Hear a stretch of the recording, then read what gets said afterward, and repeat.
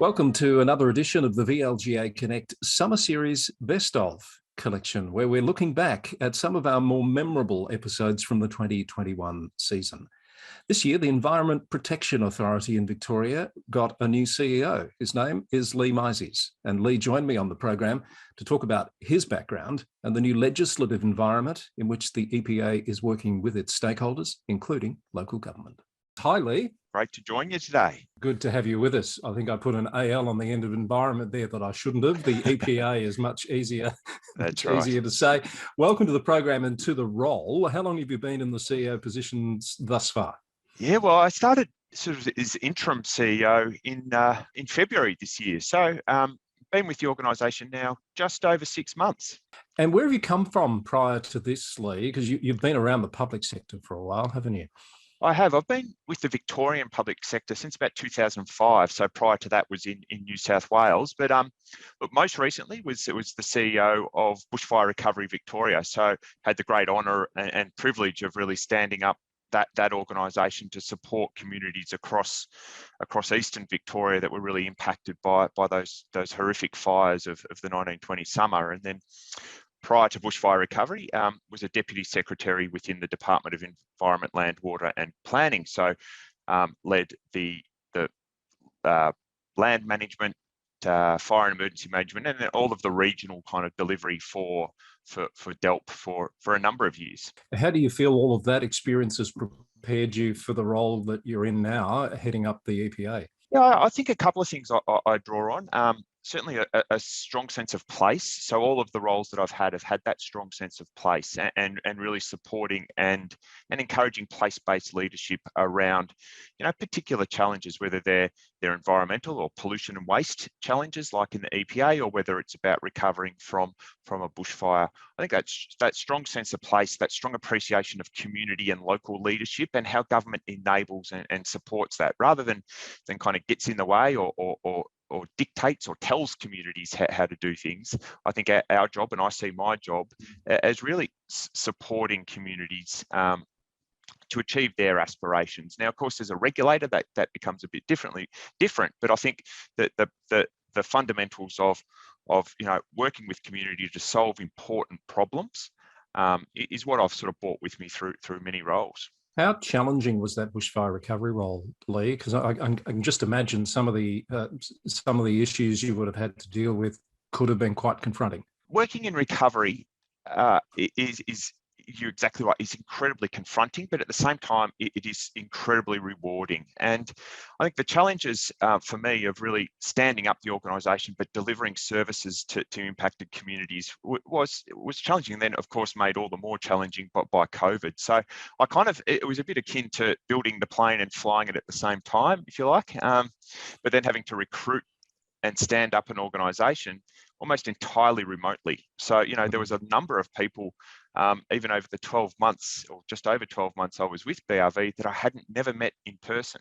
But I did have the benefit. I live in regional Victoria. So whilst there was sort of, restrictions on the movement of people in Melbourne, I was able to go region to region. So we're still able to kind of connect with our regional teams, connect with local communities, which I think made all the difference through that recovery journey. Extraordinary times indeed. And of course, we're experiencing more of that at the moment. You've taken on a new role. Where's your focus in the short to medium term in heading up the EPA? Yeah, I think a couple of things. Obviously, the organisation really for the past 5 years has been very focused on transforming and getting ready for new legislation to come into effect.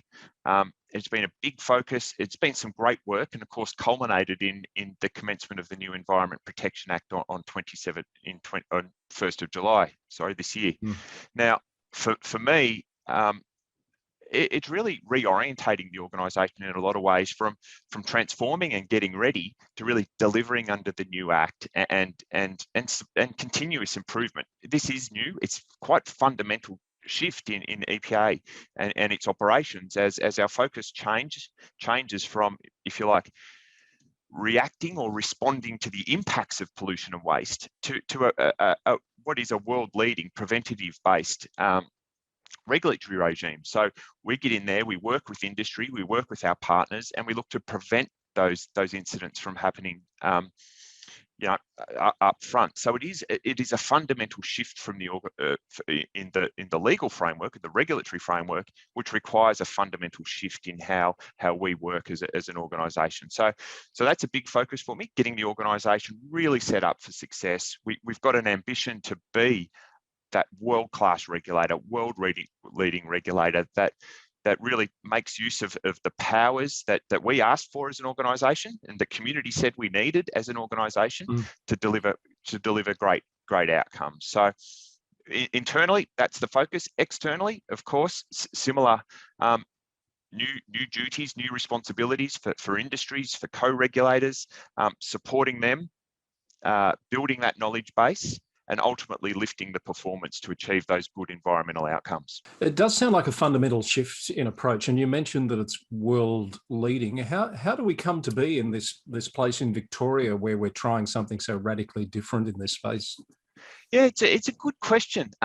It often takes a bit of governments to be pretty brave to make the bold shift that has in this law. And I think my observation would be seeing the real benefit that occurred in the occupational health and safety space, where a duties-based framework was put in there almost over a decade, and real improvements in safety outcomes across all industries, and really applying that principle to the environment. We have seen, unfortunately, over a long time, and EPA has been dealing and continues to deal with some of the ramifications of illegal activity, whether that's stockpiling of waste, whether it's illegal dumping of chemicals. We're continually sort of focused on responding to those issues and can really only act when those issues occur. That's how the 1970 Act, was set up. I think learning from the benefits in occupational health and safety, learning from that old adage, prevention is kind of better than cure. Getting up front, working with industry, lifting performance, and it's everyone's role, right? We've all got a role in protecting the environment. We've all got a role in making sure our communities are safe. Our public health standards are high. So I think it's a pretty brave move, but it makes sense, and I reckon I'll be very surprised if other EPAs around the nation and even internationally don't follow suit pretty quickly. You'd have to give yourself some time to see whether this is proving successful by however you measure it, because you've got some pretty wicked problems in existence that you're obviously not going to solve with a preventative approach because they're already there. So for a period of time, would I be right in guessing you're going to have a two-pronged approach to those issues? Absolutely. Well, I said, new duties, new responsibilities. It's about educating. It's about lifting that performance standard. But it goes without saying that deliberate or criminal non-compliance, those criminal behaviours that we see, we'll go very hard at those issues. So, it's about. I think it's about being proportionate in the type of in our approach as a regulator. So educating and supporting where it's appropriate, but where we do see that criminal, that really deliberate behaviours, then we've got new powers, bigger fines, bigger sanctions, and we will use them where we need to. Lee, from a local government perspective, I know you've signed an MOU with the MAV, and local government is an important stakeholder for the EPA, always has been. How do you see the relationship changing, if at all, under this new legislative environment that we now have? Well, the relationship with EPA and local government is kind of twofold. In one way, local government is a duty holder, and we regulate a number of council activities. Landfills, waste facilities, construction activities, and there are new obligations that the Act places on local government. So, like other industries, we'll work with local government so that it understands those new obligations, those new duties, support them to comply. And we've got some great materials available on our website, local government specific guidance to assist in that endeavour. So I think we'll continue to work with local government. We'll continue to lift that standard as kind of regulator duty holder relationship. Of course, the other relationship we have with local government is as a co-regulator, and working with local government around things like residential noise, septic septic systems.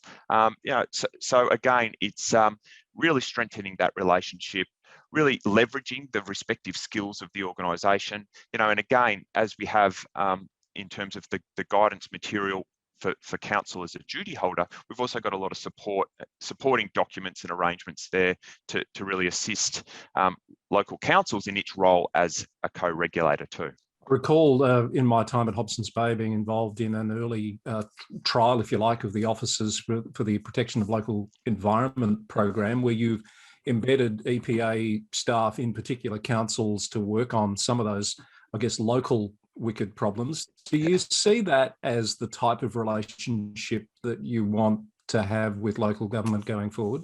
I think the Opals is a fantastic model, and clearly government does too, because we've received ongoing funding for that post the initial pilot. So in that project or that program in specifically, for me now, it's post-pilot, working with local government to really kind of co-design what does the mainstreaming of that program across local government look like. It's a great program. Every council I speak to, I want my own Opal. So, we've got to work out how do we deliver, the best bang for our buck, if you like, from what is a really effective program. But to your specific point, I think it is a great model. We're thinking about that model across a range of things and other areas that we work in. Simply, really resourcing a strong partnership around local issues, drawing on that local knowledge and strength that local councils have, and bringing in some of the expertise that EPA has. I think it's a good model. We swarm around problems. We really leverage our collective strengths, and we resource it appropriately. And I think the pilot of the Opals, I think it really evidences the benefit of that type of approach. Great, that's really positive to hear, Lee. In terms of how local government goes about its business, where it intersects with the EPA, is there anything that you'd like to see councils doing differently or better? I think overall, councils have really engaged well with EPA during that transformation and readying process that I talked about earlier. I think it's continuing that. I'd like to continue to have an open, transparent relationship with councils where we are sharing information. Now, I know, people can be a bit nervous about sharing everything with the regulator, but I think our commitment there is to educate, to support, to be proportionate in what we do. And I think fundamental for us, to achieve those shared outcomes that I'm sure we all do, which is a stronger and healthier environment, healthier communities, then open, honest, regular communications is going to be really important. Now, that's at the individual council to EPA level, but as a collective, I'd like to see how we do that, how we identify where there are perhaps gaps in the system, and that we, again, work together to address those. And again, a lot of that material that we put together to support councils in that co-regulator role was co-developed. We did it together, and it's not us second guessing or imposing our views of the world on council. It's asking the question, building that understanding, and ultimately putting the best solution in place for everyone. So I think I'd like to see that relationship and that approach really continue going forward. Lee, in terms of cultural change within the organisation that you're now leading, I guess, the legislation brings about a need to do things a bit differently. How is that change program going under a COVID sort of environment, in and out of lockdowns, etc.? That must be very challenging. Look, it is challenging, and as an organisation, we've got to make quite a big shift. We've got to look at the capabilities we've got and really make sure that we do have those right capabilities in the right place, doing the right things. So a lot of work at the moment looking at our operating model. And of course, structure tends to be part of that. But you're exactly right. Culture, I think, is what organisations live and die by. And we've got to build that culture of the modern, agile regulator, really shifting from, as I said before, a response mode to really broadening out the skills, the tools, and how we use them to be effective in preventing pollution and waste before it occurs. So, focusing on our culture and getting the right cultural settings in the organisation is going to be it's a big focus. Of course, not being able to get people together in a room and do those typical things you do early on in forming a team is always made more challenging. But I will say, I think over the last 18 months, and certainly drawing on some of the approaches we had to take in building a team from scratch in BRV, I'm kind of applying some of that. I think we've learnt to do things pretty well online. I still miss the face-to-face, but you do what you can as best you can to achieve the outcomes you need to achieve. Well, it sounds like an exciting role, Lee. Wish you all the best with it. And open invitation, as you have things you'd like to share with the sector or discuss perhaps openly with the local government sector, please remember us at VLGA Connect and you'll always be welcome. Absolutely, and certainly appreciate the opportunity to talk to everyone today. So thank you very much, Chris. We hope you enjoyed that look back on one of the highlights of the year 2021 on VLGA Connect. There's more to come from our summer series Best of collection. I hope you can join us again soon.